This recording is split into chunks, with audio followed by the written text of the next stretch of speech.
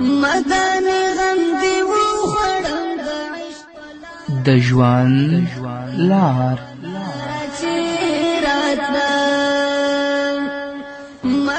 وړاندې کوونکی مولوي محمد یاسین فهیم.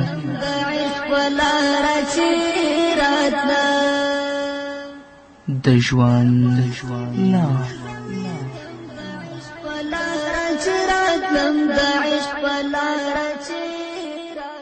بسم الله الرحمن الرحيم. الحمد لله رب العالمين حمد الشاكرين، الصلاة والسلام على سيد الأنبياء والمرسلين سيدنا ونبينا وشفيعنا ومولانا محمد وعلى آله وأصحابه الطيبين الطاهرين. قدرمنو اوریدونکو د ژوند د لارې د خپرونې مینوالو، السلام علیکم ورحمة الله وبرکاته.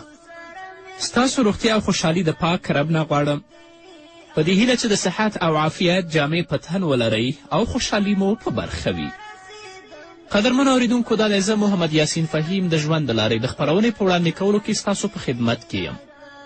زموږ د نننۍ خپرونې موضوع د جمعې لمونځ او همدارنګه د دواړو اخترونو لمنځونه. د جمعې په ورځ د ماسپښین په وخت چې کله لمونځ ادا کولی شي، هغه ته د جمعې لمونځ وایي. د جمعې په ورځ د ماسپښین د لمانځه په وخت کې چې کوم لمونځ ادا کولی شي، هغه ته د جمعې لمونځ ویل کیږي. صرف فرق یې دومره دی چې په عادي ورځو کې د ماسپښین 4 رکعته فرض وي او د جمعې په ورځ 2 رکعته فرض دي. د جمعې د لمانځه تاکید د الله رب العزت په کلام کې او د محمد رسول الله صلی الله علیه وسلم په لارښوونو کې څو ځایه راغلی. الله رب العزت فرمای: یا ایها الذین آمنوا اذا نودی للصلاة من یوم الجمعة فاسعوا الى ذکر الله وذروا البیع ذلکم خیر لکم ان کنتم تعلمون. الله وایي کسانو چې تاسو ایمان راوړئ، هر کله چې د جمعې لمانځه دپاره اذان وشي، نو د لمانځه دپاره تاسو تیزي وکړئ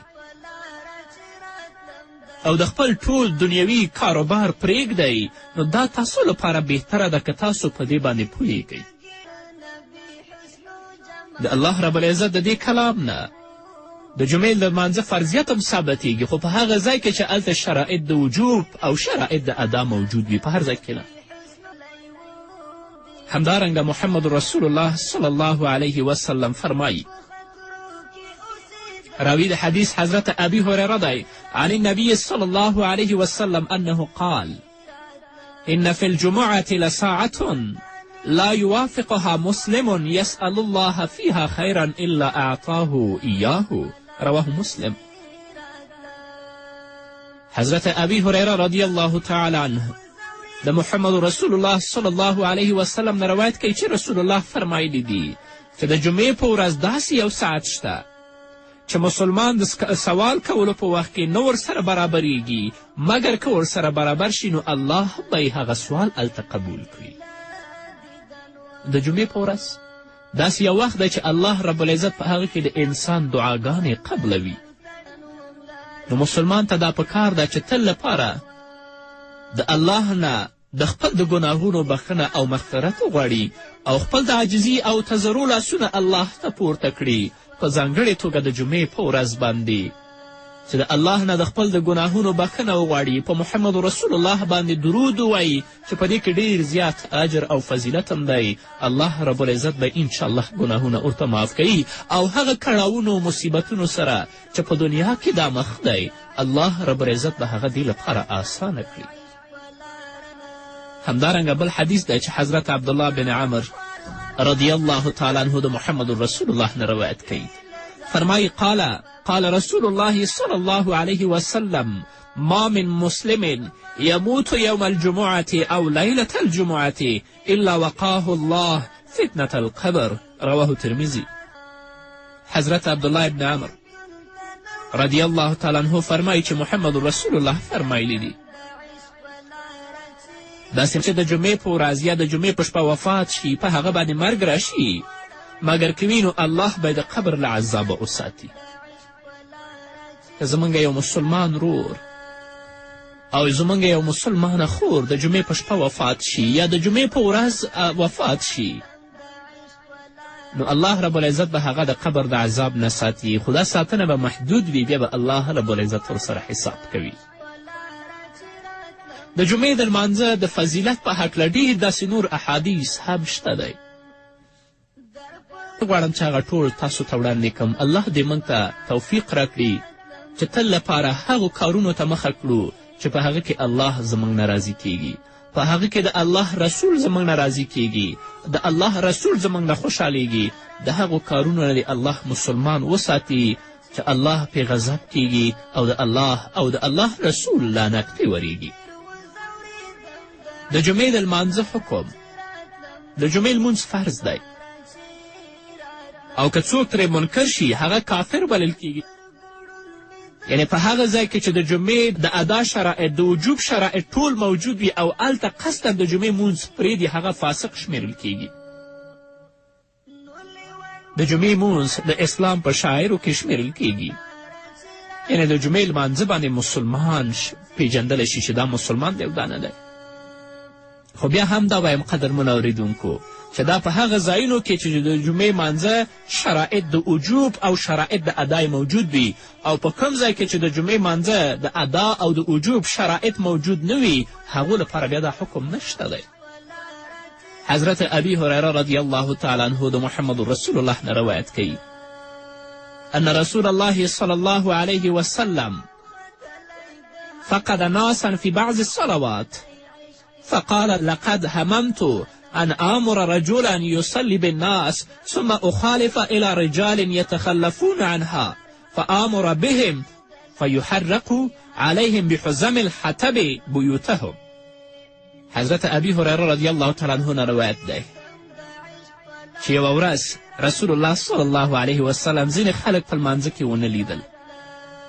رسول الله وفرمایل چې پخه اراده مې کړې چې د لمانځه د پوره کولو لپاره بل څوک وټاکم چې ته مونځ ورکړه او زه هغه خلکو ته ورشم چې لمانځه ته نه دي راغلي او داسې حکم پرې وکړم په دې خلکو باندې د لرګو په ازوغ د دوی کورونه وسوځول شي.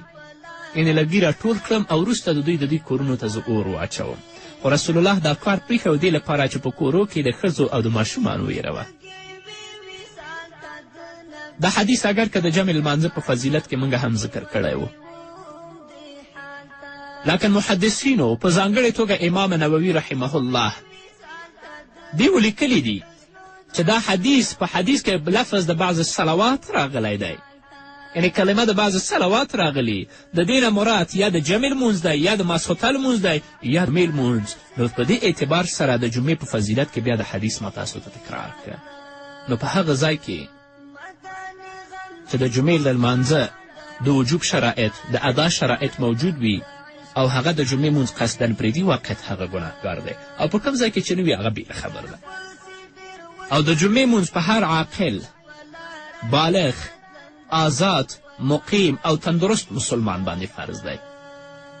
د جمعې لمونځ په نابالغو په مریضانو باندې په ړندو په مسافرو په شلو په لیونو او په ښځو باندې فرض نه دی، لکن که دې ادا که بیا یې مونځ کیږي. او امام ابو حنیفه رحمه الله فرمایي که چیرې یو لوند سړی هغه ځان ته لارښود ونه لري چې هغه لاس نه ونیسي او د جمعې مانځه ته یې بوځي، په هغه باندې د جمعې لمونځ فرض نه دی ځکه هغه په خپله د تللو عاجز دی. نو د بل په لارښوونه باندې دا قادر نه بلل کیږي. لکن امام ابو یوسف رحمه الله فرمایي چې په دې صورت کې هم په هغه باندې مونځ فرض دی. امام ابو حنیفه رحمه الله لږ توسع کړی. د جمعې لمانځه په باره کې یو څو اهمې خبرې قدرمنو اوریدونکو تاسو ته وړاندې کوم. د جمعې د لمانځه لپاره د لمانځه څخه دمخه 2 خطبې ویل ضروري دي. په اوله خطبه کې به د الله رب العزت حمد السمع ووایي او په محمد رسول الله باندې به درود او سلام ووایي. د قرآن کریم یو څه برخه دې هم ولولي او د وخت مطابق مسلمانانو ته دې د نصیحت خبرې هم وکړي. او په دویمه خطبه کې د الله پاک ثنا او په محمد رسول الله باندې درود ووایي. او بهتره دا ده چې خطبه په عربي ژبه باندې ویلی شي او د لومړۍ خطبې نه وروسته لږ اندازه کښېنستل بیا دویمې خطبې لوستل چې دا سنت طریقه هم ده. او رسول الله صلی الله علیه وسلم فرمایلی دي چې خطبه باید د لمانځه نه اوږده نه شي، خو له بده مرغه په بعضې ځایونو که موږ وینو چې فارسي او پښتو اشعار په خطبه کې شروع کړي دي. مناسب نه ده. خطبه باید په عربي ژبه باندې ولوستل شي او خطبه چې تاسو لولئ په هغه کې په الله باندې او په محمد رسول الله صلی الله علیه وسلم باندې درود، صحابه او بزرگانو د دین او مسلمانو لپاره دعا کول، دا ضروري ده نه چې تو خطبه کې عربي او پښتو اشعار شروع کړه او دومره یې اوږده کړه چې حتی مونځ 2:30 او 3 بجو ته ورسوي. دا په کار نه دي. رسول الله صلی الله علیه وسلم فرمایلی چې خطبه باید د لمانځه نه اوږده نه شي، او چې کله د جمعې ورځې خطبه شروع شي نو هلته بیا مونځ کول په کار نه دي. له بده مرغه زموږ ځینې ورونه دي چې د جمعې لمانځه ته راننوځي امام په خطبه کې او دې سنت شروع کړي. فقهاو لیکلي چې په دې وخت کې سنت کول مکروه تحریمي دي. حتی د خطبې په وخت کې خبرې کول، سلام اچول، د چا سلام اخیستل، د قرآن کریم تلاوت کول، د دې ټولو نه نهی راغلی، منع راغلی چې تاسو دا هم وکوئ د خطبې په وخت کې. او موږ چې کله جومات ته راننوځو خطبه شروع او په سنتو باندې اخته یو، نه دا ضرور نه دی. د جمعې د ورځې آداب، د جمعې په ورځ باندې هغه چا باندې چې د جمعې لمونځ فرض دی او شرایط د ادا او د وجوب دواړه موجود دي، نو باید چې هلته پاکې جامې واغوندي، خوشبویي او عطر استعمال کړي او همدارنګه لمبل. په دې ورځې باندې غسل کول د جمعې په ورځ باندې سنت دي، ځکه محمد رسول الله صلی الله علیه وسلم د جمعې په ورځ کې د دې خبرو ډېر زیات خیال ساته او د دې اهتمام به یې کوه. رسول الله به پاکې جامې مغوستلې، رسول الله به لمبل او رسول الله به خوشبویي هم استعمالوله.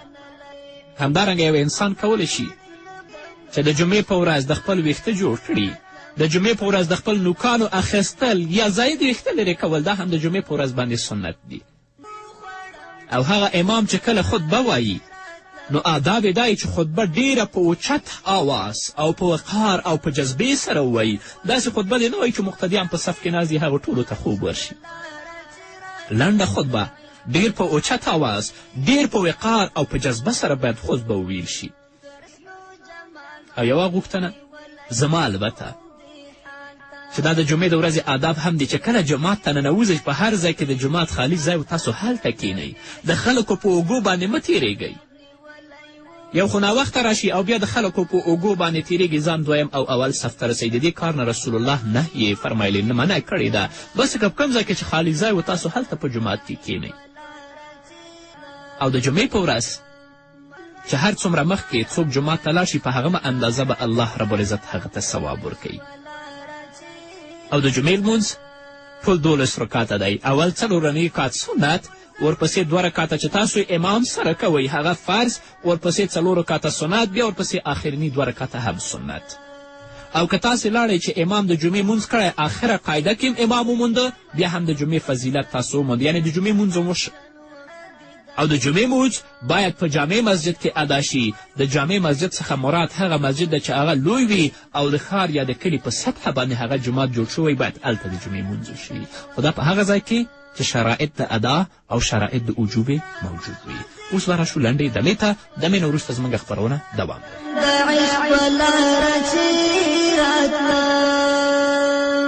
مدني غم دی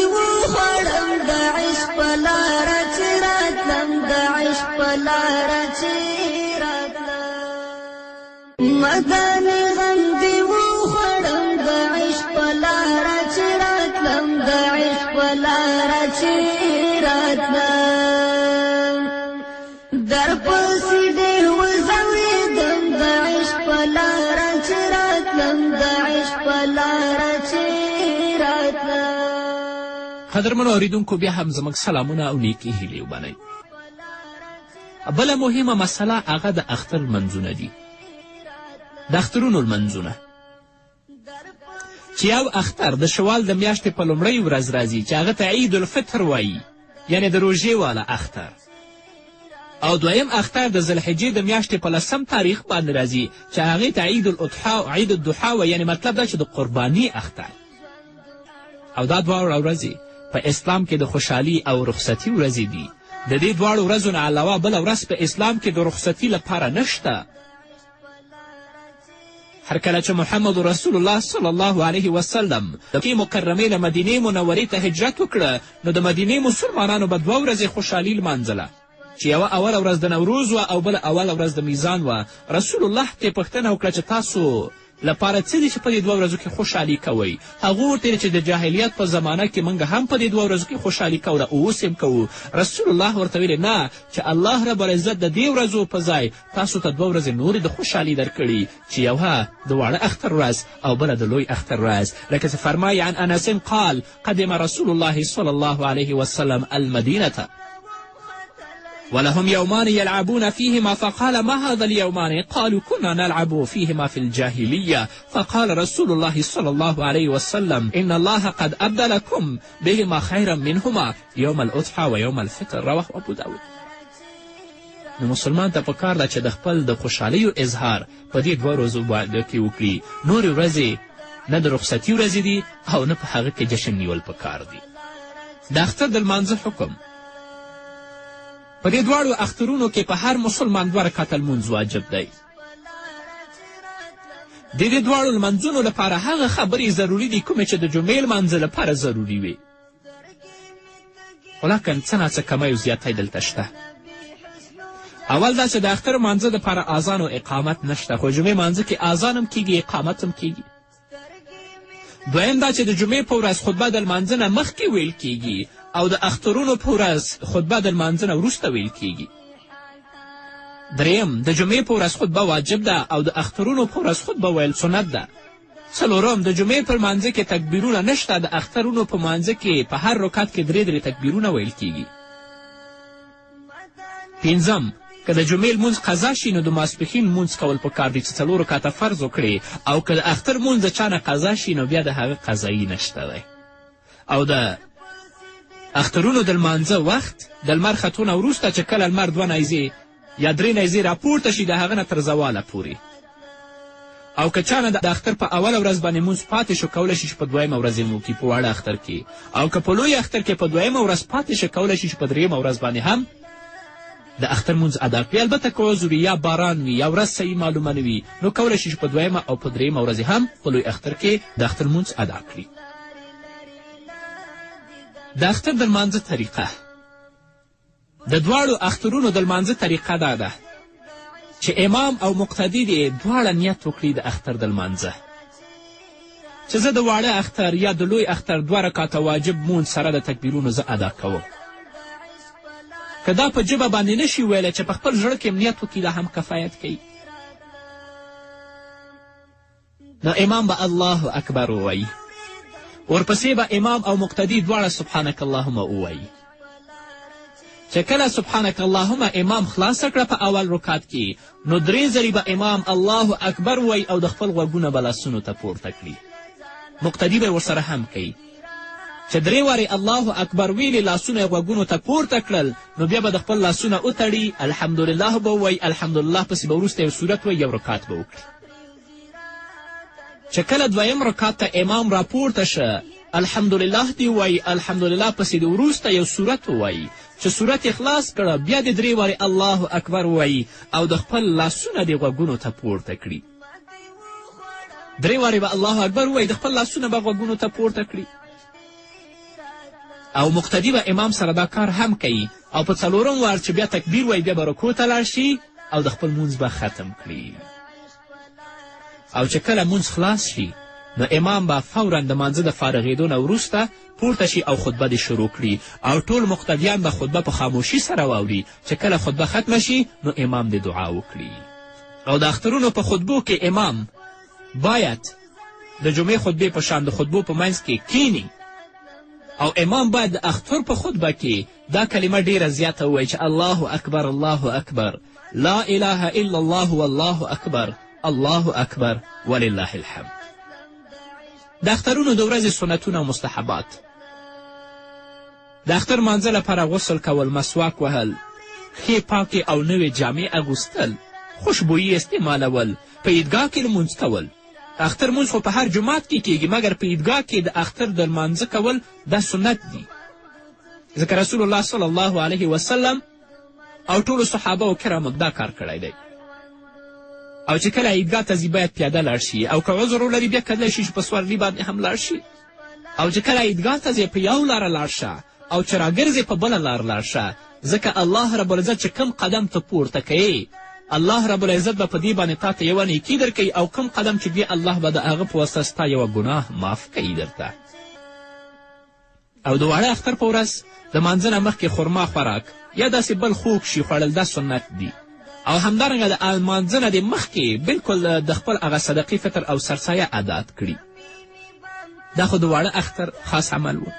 او د لوی اختر خاص عمل دا ده چې عیدګاه ته کله روانېږې نو په لوړ آواز سره تکبیر وایه. او د لوی اختر د مانځه نه مخکې څه خوړل پکار نه دي، بلکې باید روژه ونیسي چې کله قرباني وکړي نو د خپل روژه دې په هغه قرباني باندې ماته کړي. نو په چا باندې صدقې فطر سرسایه واجب ده، په هغو باندې قرباني هم واجب ده. که چا قرباني ونه کړه نو هغه به د اسلام په مقدس دین کې سخت ګناهګار وي. او که چا قرباني ته پیسې نه درلودې قرض یې کړي، الله به یې غني کړي. او یو بله مهمه مسله دا ده چې د اخترونو د لمانځه نه مخکې د نفلو کول په کار نه دي چې موږ او تاسو نفل وکړو. لکن که د چا نه سهار مونځ پاتې و قضا شوی او د څه عذر د وجې نه، هغه کولی شي چې د خپل لمانځه قضایي په کور کې راوړي او بیا لاړ شي جومات ته یا عیدګاه ته لاړ شي، هلته د لمانځه تیاری ونیسي. ایام تشریق د ذوالحجې 11 یعنې د اختر 2 ورځ، 12 14 ورځ دا د تشریق په ورځو په نامه باندې یادیږي. تکبیرات تشریق د عرفې د ورځې د سهار د مانځه نه شروع کیږي د 14 ورځ تر مازدیګر مانځه پورې. نو چې کوم تکبیرونه د فرض مانځه نه وروسته ویلی شي هغه ته تکبیرات تشریق وایي. نو په هغه چا باندې چې د اختر مونځ واجب دی، په هغو باندې د تکبیرات تشریق ویل واجب دي.